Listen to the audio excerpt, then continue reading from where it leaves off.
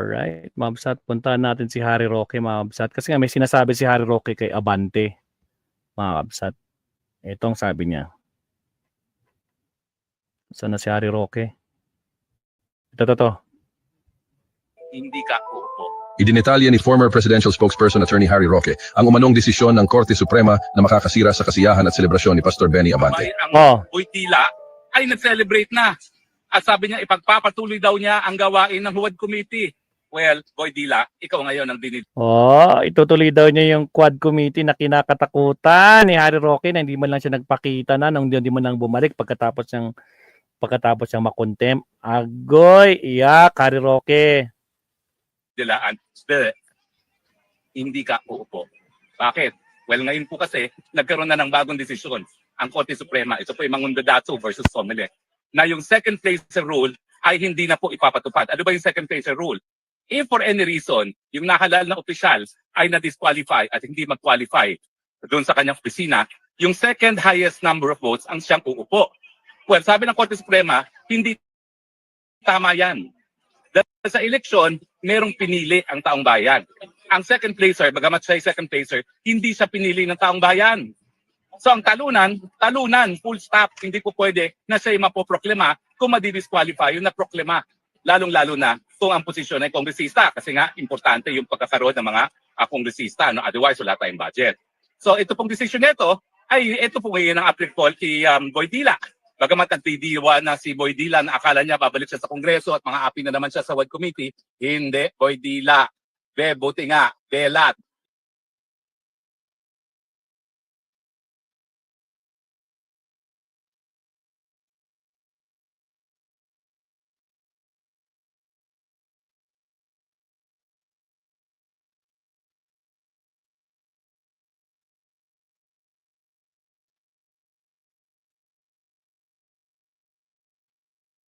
Hindi ka uupo dahil dito sa bagong desisyon ng Korte Suprema. Ang sabi ng Korte Suprema, ang binoto ng taong bayan, yung pinakamataas na boto. Kung if any reason, matapos magproklema, hindi siya makaupo, magkakaroon ng vacancy. Kinakailangan, maghalal na naman ang taong bayan ng bagong kandidato o bagong kongresista pagdating dito nga sa kaso ni Joey Uy. Sabihin nating matalo si Joey Uy sa bank kasi mula doon sa second division, mag-motion for reconsideration naman yan at dadalhin sa COMELEC, no? Pero ako naman naniniwala na karamihan naman, if not all of them, hindi, karamihan pala, may isa dong non-lawyer, no? Ay abogado, alam naman nila na kapag ang nanay natural born Filipino pa rin yung anak. Pero if for any reason, hindi mabago itong desisyon nito at masustain na pa yan ng Korte Suprema, ang realidad, hindi uupo si Boytila.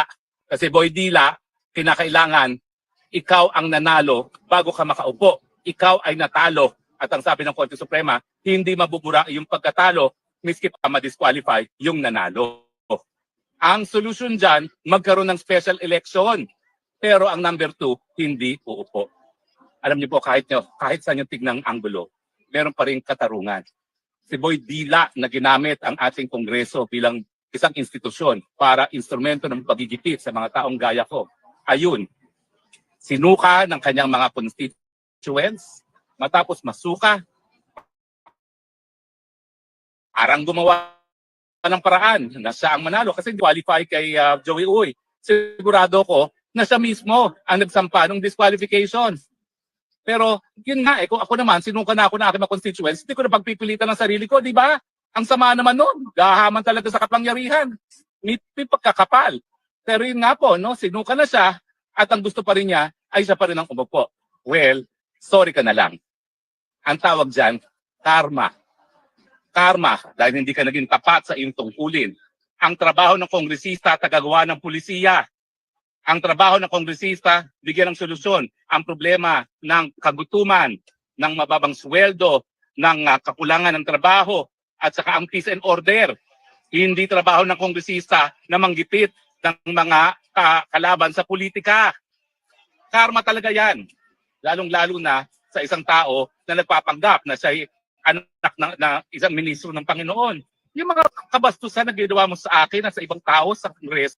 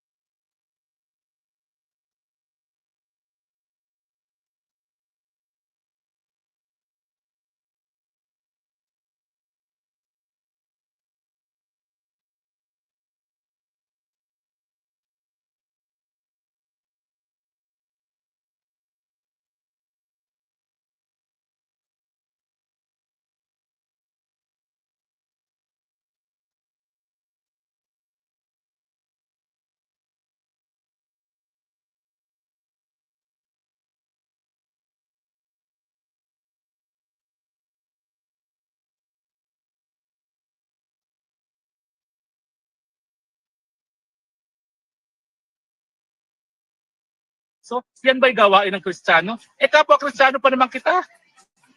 Ano ba yan? Ewan ko ba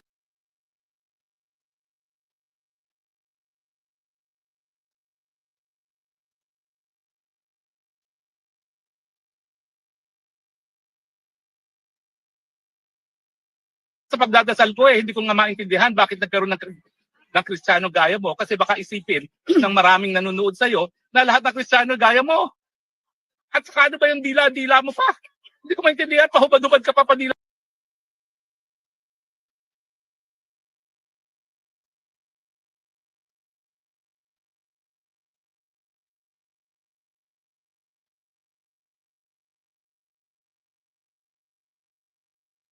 Dila-dila yan ba'y gawain ng isang ministro na Panginoon? Kaya ka naman at hindi naman ako nagtataka na dahil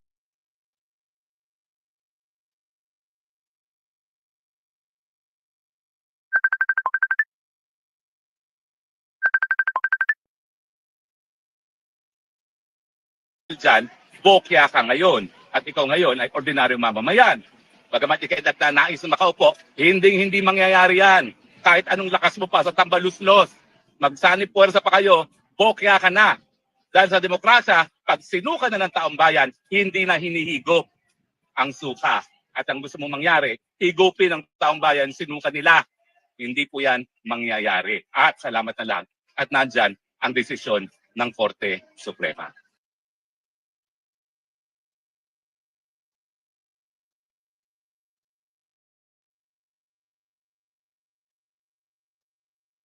Mute pala ako.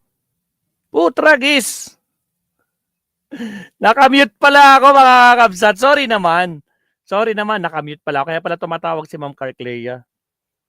Sorry, nakamute. Sasabi ko nga kanina guys sa inyo, si Harry Roque, ulitin ko lang sabi ko, si Harry Roque mga kabsat. Nung panahon na nangangampanya si Harry Roque, na tumatakbong congressman noon, di ba? Ang nangyari dyan noon, humingi ng tulong itong si Harry Roque kay Benny Abante. So tinulungan siya ni Benny Abante with his church community. Kasi nga 'di ba, ang tawag kay Abante noon, ang tawag niya kay Abante, bishop kung basta sa Quadcom, 'di ba? I even help you para lang, 'di ba? I even parang kinampanya kita. Ngayon nahiya si Harry Roque. I remember. So kumbaga parang kwan siya. Malaking utang na loob ni Harry Roque kay Abante na tinulungan siya ni Abante para may chance na manalo. Nangyari yun. Tapos ngayon, ginaganyan si Abante. Nako po, ginanyan. Na-declare na si Abante. Dineclare na ng COMELEC. So wala na. Game over na. Nako po. Pero mag-ingat-ingat pa rin mga kabsat, kasi alam nyo naman, pag galawan nila, nako po, mag-file si Uy ng reconsideration. Tingnan natin. Pero ito, iyak talaga ng iyak itong si Harry Roque na ayun nga, binalahura daw siya, ganun. 'Di ba? Buhay pa ang pinagkakaguluhan na angkot. Nababaliw na talaga. Baliw talaga 'yan. 'Di ba? Hey Roque, kung talagang wala kang kasalanan, pakinggan mo ang payo ni Panelo. Magpakalalaki ka. Hindi naman siya lalaki yata. Ang gusto niya lalaki, Sir Leonardo. 'Di ba? Pakta dito, harapin ang kaso mo. Nakakaya kapag umuwi ka ditong may nakaposas. Ayun, lapit-lapit na 'yan. Malapit-lapit na. Nako po. So magkakaalaman din tayo sa ating huling halakhak, no? Singnan na ko sinong tatawag ngayon. Tapos yung tawag niyang Boy Dila, in-explain na 'yan ni Congressman Abante, kaya gusto niya gayahin si Albert Einstein. Pinakita nga niya yung picture ni Albert Einstein at siya. Ganun daw yun. Ito kasi, mga panatiko kasi to mga to, no? Mga garapata, ibang takbo ng utak. So, ayun. Kaya nag-iiyakan sila hanggang ngayon.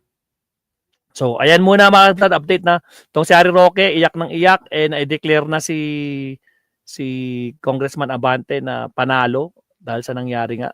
So, good luck kung anong plano nilang gawin dyan.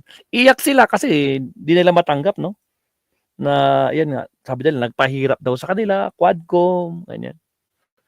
Iyak tong mga garapatang to. Alright, so, ano ba? Ilas topic natin si Sarah. O ito, last topic natin si Sarah mga kabsat. Last topic natin si Sarah.